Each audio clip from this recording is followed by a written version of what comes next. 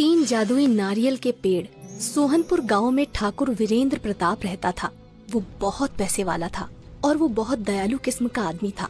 वो गरीबों की बहुत मदद करता था। उसके पास तीन जादुई नारियल के पेड़ थे जो कि उसने अपने गांव के बाहर लगा रखे थे। एक नारियल का पेड़ सोने के नारियल देता था और दूसरा नारियल का पेड़ पैसे देता था और तीसरा नारियल का पेड़ अलग अलग तरह के फल देता था। ठाकुर वीरेंद्र प्रताप चौहानपुर गांव का मुखिया भी था, पर अब बेचारा ठाकुर वीरेंद्र प्रताप बूढ़ा हो गया था। उसकी सेहत अब ठीक नहीं रहती थी। ठाकुर वीरेंद्र प्रताप के तीन बेटे थे। सबसे बड़े बेटे का नाम सुंदर, जो बहुत बुद्धिमान और चतुर था, पर सुंदर आलसी बहुत था। दूसरे बेटे का नाम सुशील था। वो भी सुंदर से कम नहीं था। उसकी चतुराई से भी हर कोई वाकिफ था। और सबसे छोटे बेटे का नाम सुलभ। सुलभ बहुत मासूम था और बुद्धिमान भी इतना नहीं था, पर सुलभ आलसी नहीं था। वो वीरेंद्र प्रताप की किसी भी बात को नहीं टालता था। ठाकुर वीरेंद्र प्रताप इसी चिंता में था कि आखिर वो उसका वारिस किसको बनाकर जाए। वो चाहता था कि वारिस वही बने जो इसके लायक हो, उसकी धन संपत्ति और तीन जादुई नारियल पेड़ों का सदुपयोग करे। एक दिन रात को वो विचार में मग्न था कि आखिर कैसे अच्छा वारिस ढूंढा जाए।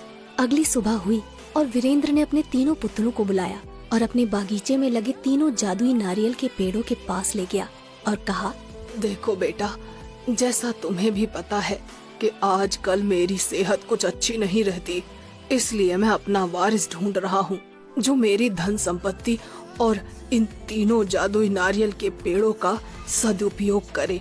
तुम तीनों मेरे लिए समान हो, इसलिए मैं आज से तुम्हारी एक परीक्षा लूंगा। जो उस परीक्षा में सफल हो जाएगा वही मेरा वारिस बनेगा। वीरेंद्र प्रताप कहता है, मैं तुम तीनों को एक एक पेड़ दे रहा हूँ और एक एक इलाका दे रहा हूँ। तुम तीनों के पास 1 महीना है। तुम तीनों को 1 महीने तक इन पेड़ों का सदुपयोग करके इनसे जनता की भलाई करनी है। और जब तुम इन पेड़ों के पास जाकर कहोगे, सुन पेड़ भाई, कर लोगों की भलाई, तो ये अपने आप फल देने लगेगा।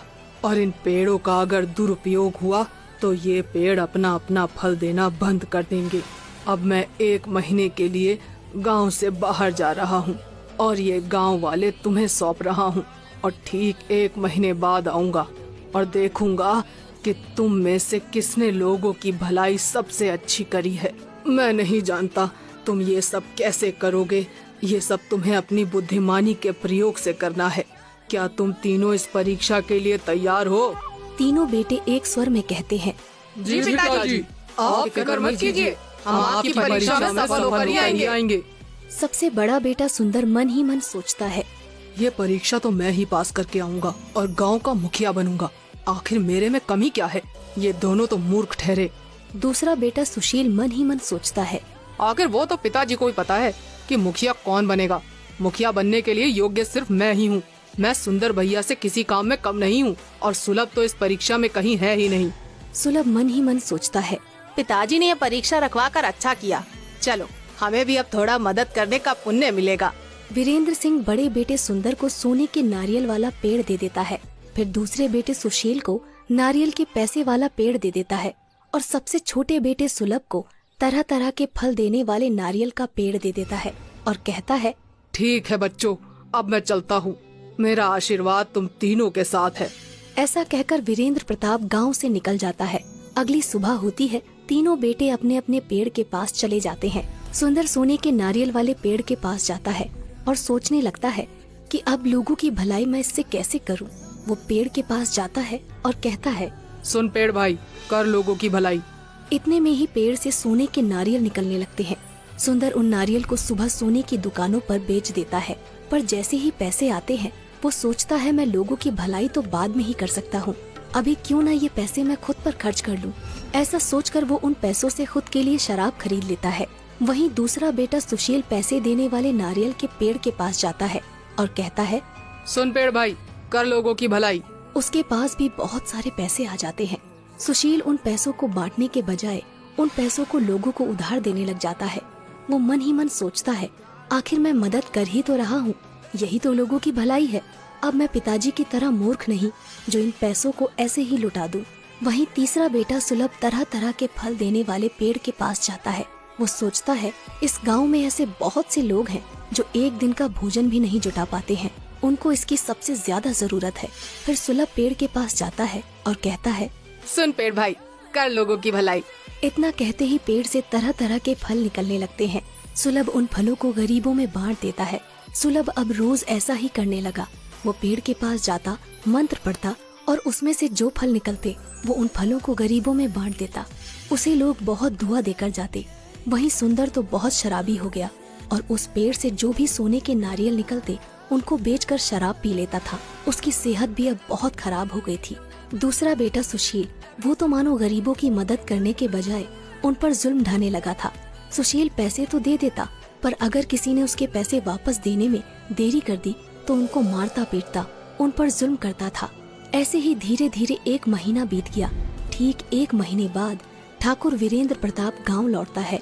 वो बहुत उत्सुक रहता है क्योंकि उसे आज पता चलने वाला था कि उसका वारिस कौन है।